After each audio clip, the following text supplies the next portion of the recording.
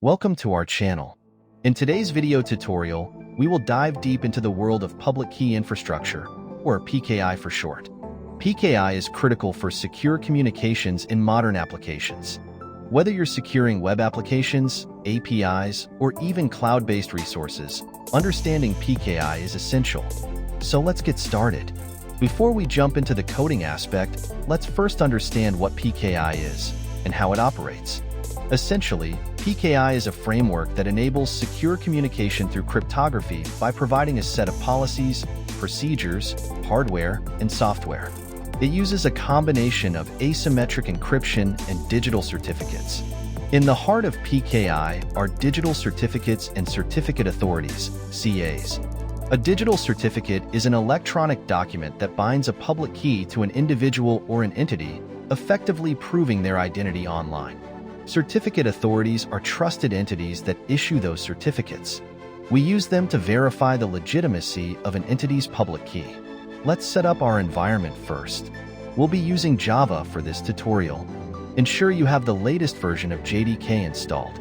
We'll also need the library Bouncy Castle, which is a widely used library for handling cryptographic operations in Java. You can include it in your Maven project by adding the following dependency to your pom.xml. Now, let's create a self-signed digital certificate. This is useful for learning purposes, but in a real-world application, you would want to use a CA. The first step is generating a key pair. A key pair consists of a public key and a private key. In this code snippet, we are generating a key pair using the RSA algorithm with a key size of 2048 bits. Let's run the code to see our generated public and private key. Next, we need to create a self-signed certificate using the generated keys. We'll again use the Bouncy Castle library to do this. We will create a function that constructs the certificate.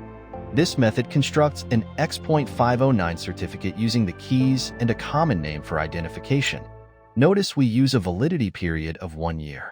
Finally, it creates a certificate using a content signer to apply the specified hashing and signing algorithm. Let's integrate this function into our main method where we will generate the key pair and then use it to create a certificate. Now, let's execute our application and see if we can successfully create a self-signed certificate. If everything goes correctly, you should see the details of the generated certificate displayed in your console. In real applications, you would implement a more robust method to handle certificate management, revocation lists, and the trust anchors to ensure secure communications. It is also a good practice to store private keys in a secure vault environment rather than exposing them in your source code. Now that we have a self-signed certificate, we can manage it and its associated keys. For that, we will showcase how to store the public and private keys using Java's key store. In this code, we create a Java key store and add an entry with the private key and the self-signed certificate. Ensure to replace your password with a strong password. Now, let's run the code to generate and save our key store. After running the code, you should see a new file named keystore.jks in your project directory. It's crucial to keep your key store secure as it contains sensitive information. Next, let's talk about how to load and read a key pair from our key store. This will help us understand how to utilize stored keys in real applications. Here we are loading the key store from the file keystore.jks and retrieving the private key using the alias mykey. Make sure to use the same password you used to store your keys. Now that you have your keys securely stored, let's examine how to utilize these keys in asymmetric encryption for secure data transfer. This method demonstrates how to perform RSA encryption using the public key. You can pass plaintext data to be encrypted, and it will return the encrypted byte array. Let's also create a method to decrypt the data using the private key. This method allows us to decrypt the previously encrypted data. We utilize the same cipher class for this operation. Let's integrate these methods into our load key store example to test encryption and decryption functionality. With this code, we can see how data can be securely transmitted by encrypting it with the recipient's public key and decrypting it with their private key. Now let's run this and check if our encryption and decryption work correctly. As a final touch, let's discuss the importance of certificate revocation. In PKI, revocation is critical for maintaining trust.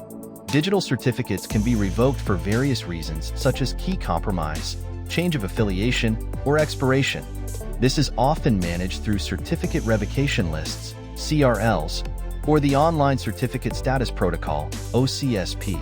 We'll not be implementing these in this tutorial, but knowing they exist is essential for any PKI application.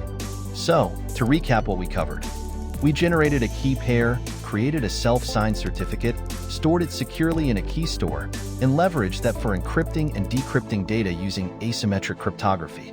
With that, we reached the end of our extensive tutorial on implementing PKI using Java.